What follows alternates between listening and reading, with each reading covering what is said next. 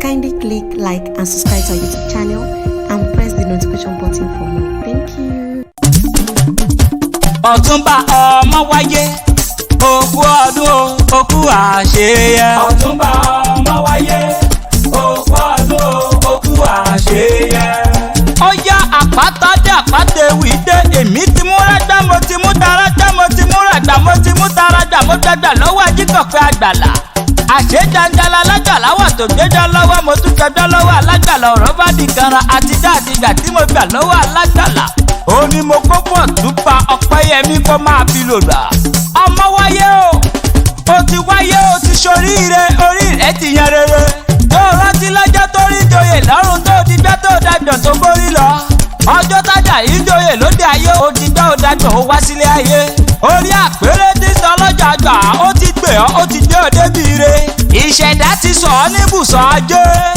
Okú ọdún ọjọ́ òbí tòní olóríire máa wọlé máa rọra. Apọ́nbẹ́pọ̀rẹ́ ọkùnrin tọkùnrin ó nà délé ó dúró déédéé onílárí onítẹríba. Olóríire ẹ̀dá ènìyàn. Aláṣẹ Smart City Nigeria Enterprises Limited.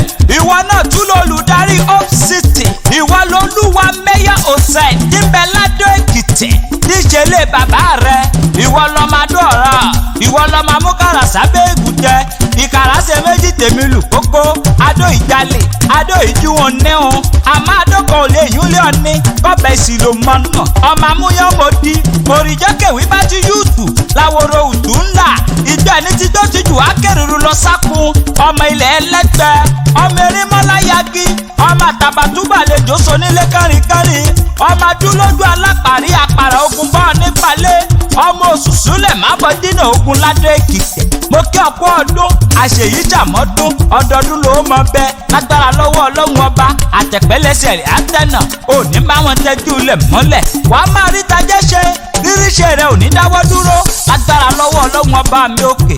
Tèmiládé ìkan nínú ọmọ rẹ̀ arẹwà akọ́bẹ̀kọ̀rẹ́ ọmọbìnrin ló ní máa kíyọ.